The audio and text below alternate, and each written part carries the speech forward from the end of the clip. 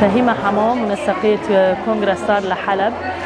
طبعا وجو امزانن اف سوريا ده مرحله ديرو كيرو در باز به مرحله نه جمهور سوریا را در باز به ده مرحله دوجی پیوستا گو امجی وجن گو کانبن جیخا بگرن دمه گو هات نقاش کردن ده دستوران دا جبو مسوگری ما فيجن ده دستوران دا السرفي اساسي جي وك كونغرسار لحلبه افكم جفينا ايجو تشاوري بدار خص حمو جنين جو لحلبه بناوي جنين سوريا جو جي خاده دغرن وك دست جن هيا جو دفي كوم جفينيدو جي خادغرن بحمو بيكاتي خا وبعيني وقت جي هم دركه اونلاين دو جي جنين كومبينا لاطقيه جنين علوي جنين درزي جسويدا جي جو اوجي جو نريني خابدن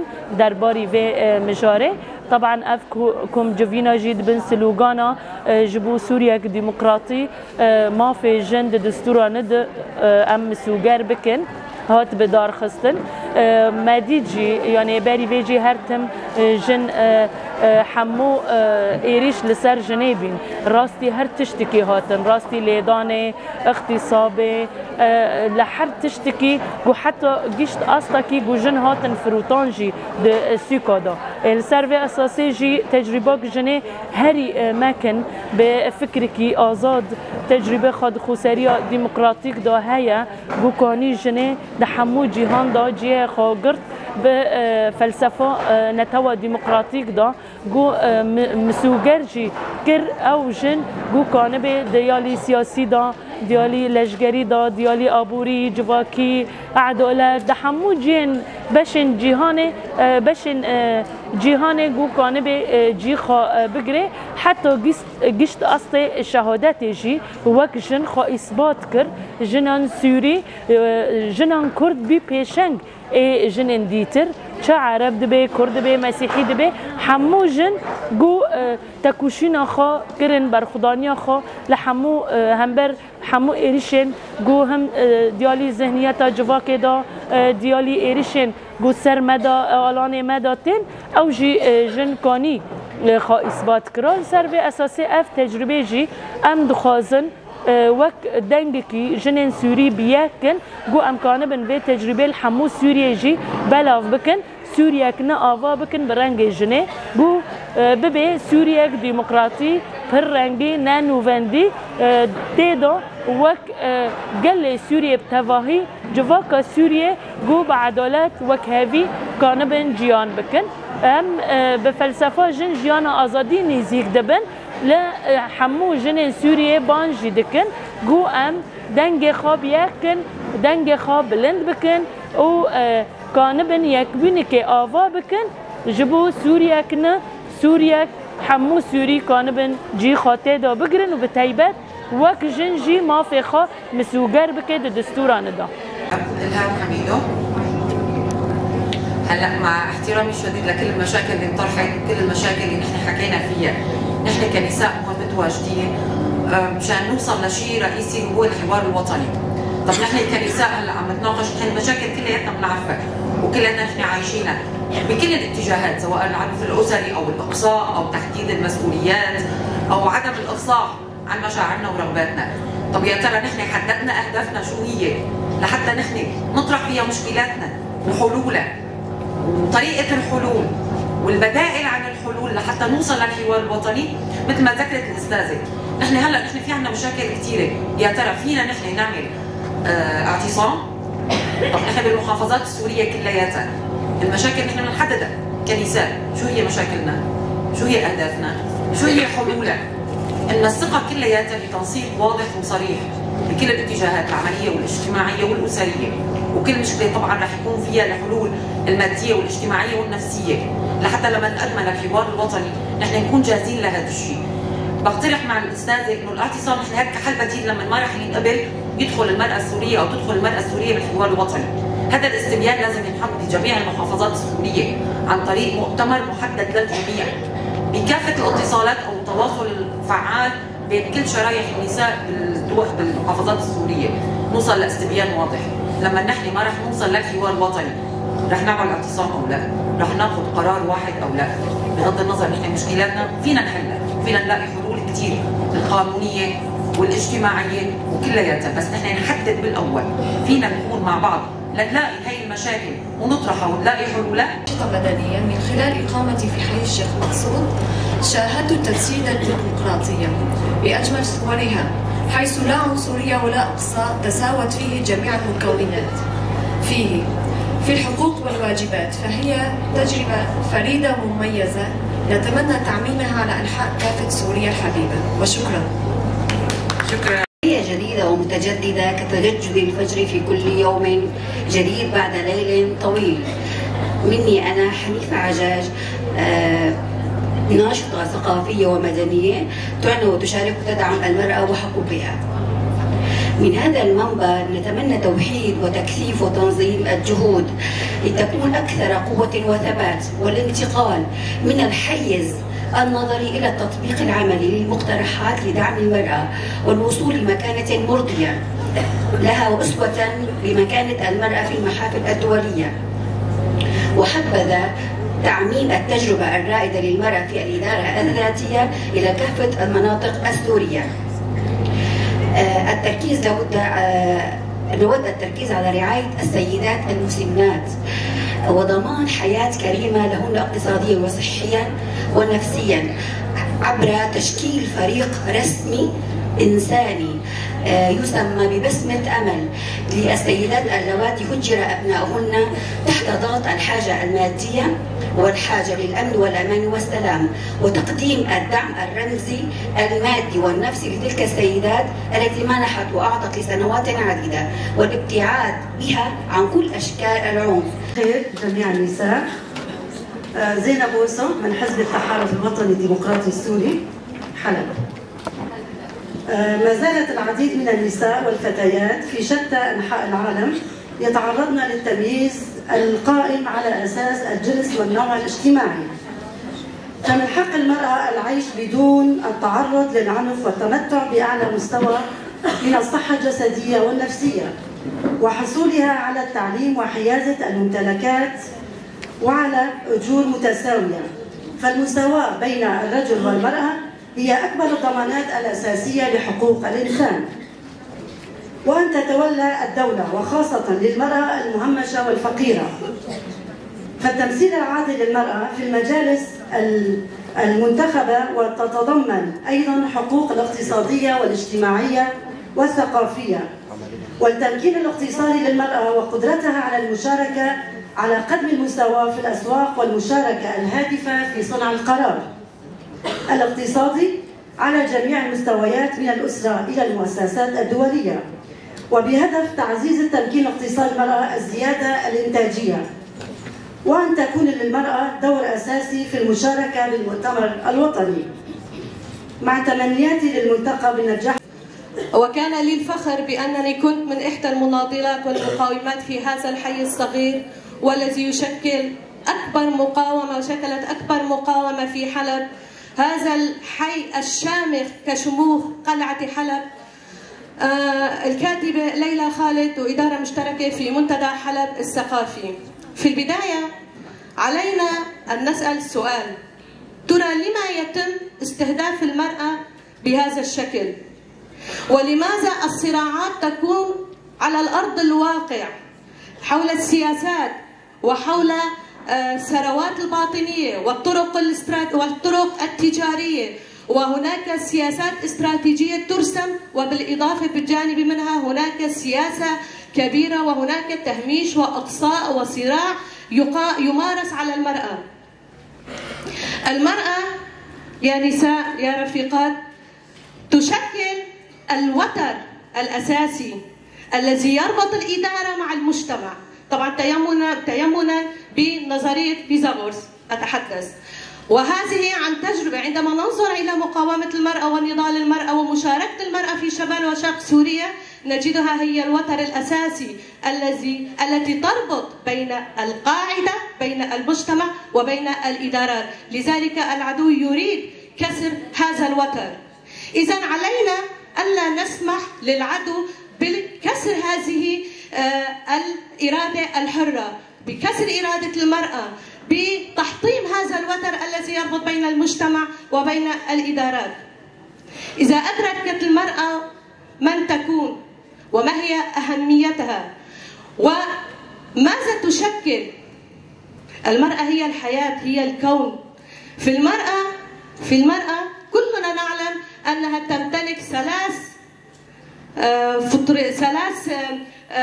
امتيازات فطرية للمرأة، وهو الرحم الولود والعاطفة الفكرية والعاطفة التي تشكل مع بعضها، إذا اتحدت مع بعضها تعطي أكبر أو تولد أكبر مقاومة وإرادة وعزيمة لدى المرأة. لذلك دائما يريدون للمرأة أن تنزوي بهذه الفطرية داخل المنزل. علينا أن نرفض ذلك.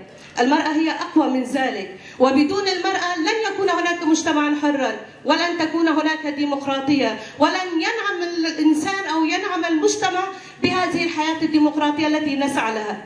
لذلك على المرأة أن تعمل على نفسها في التنمية الفكرية لها، وأن تعي من تكون، وأن تدرك تاريخها، وأن تتحد مع بعضها شرقا وغربا شمالا وجنوبا لتشكل القوة الأكبر التي ستواجه هذه السياسات التي دائما تسعى لتهميش المرأة وإقصائها وكسر من دورها في المجتمع.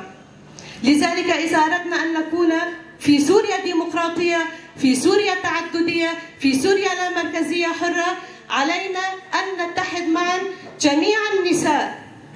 وأقترح أن يكون هناك مؤتمرا وطنيا نسويا على مستوى السوري تشارك فيه جميع النساء من جميع الحركات النسوية وجميع الأحزاب، لتشكلنا القوة التي تضمن لها المشاركة في صياغة دستور أو نحو سوريا جديدة. وشكرا.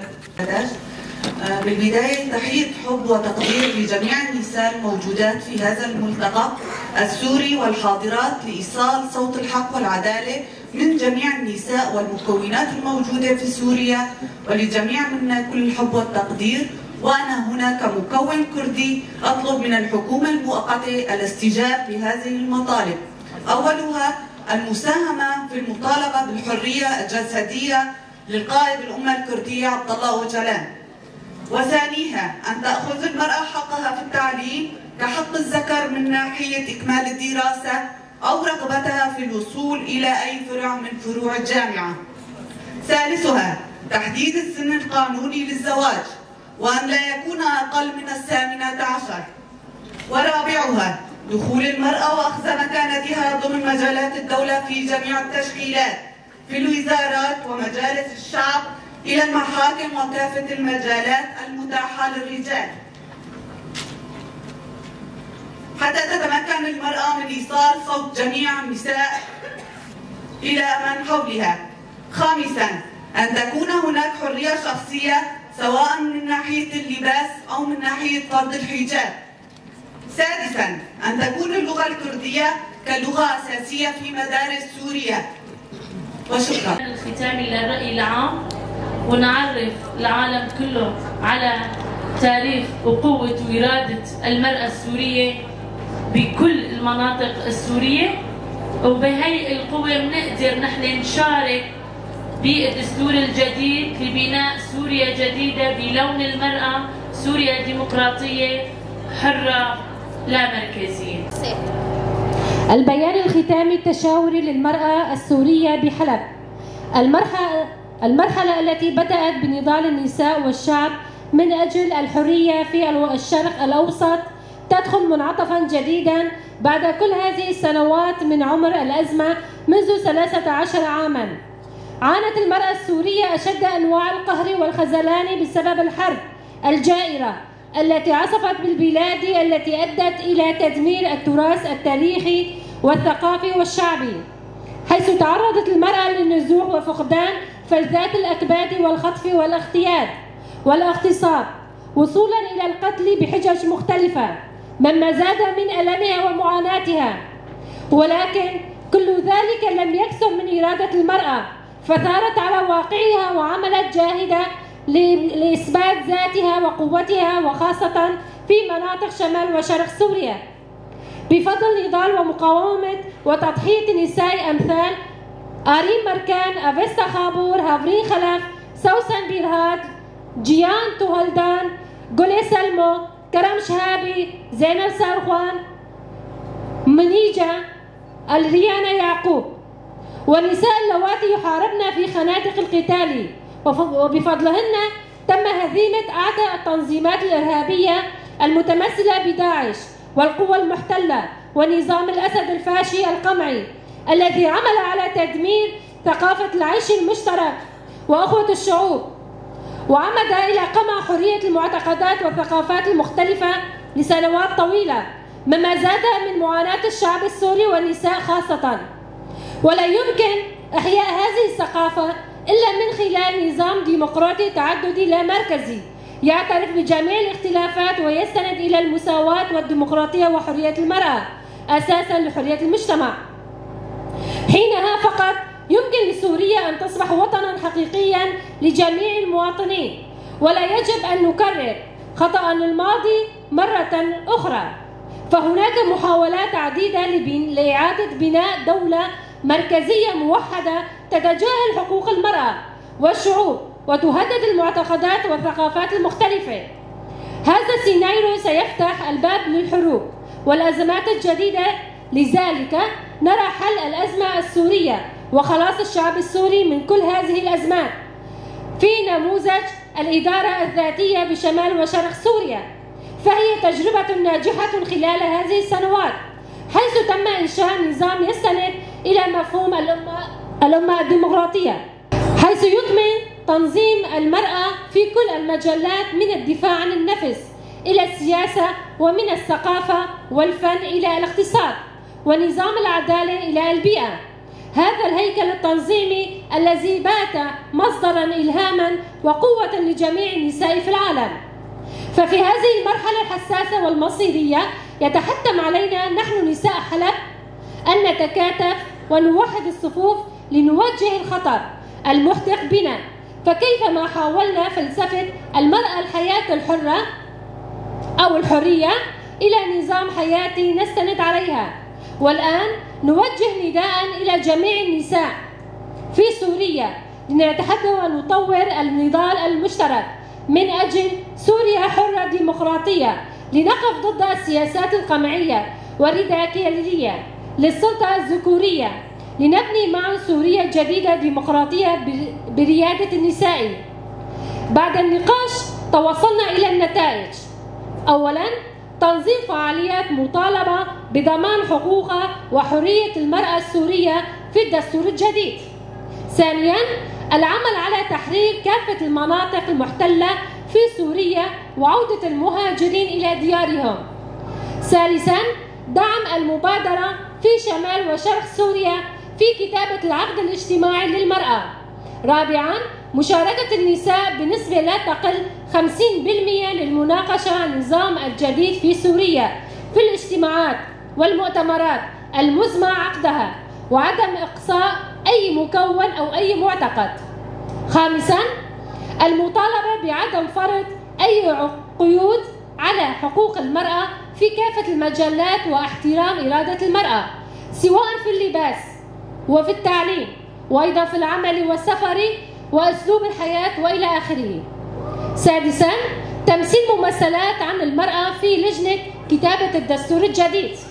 سابعاً، اعتبار الإدارة الذاتية لشمال وشرق سوريا نموذجاً لضمان حرية المرأة.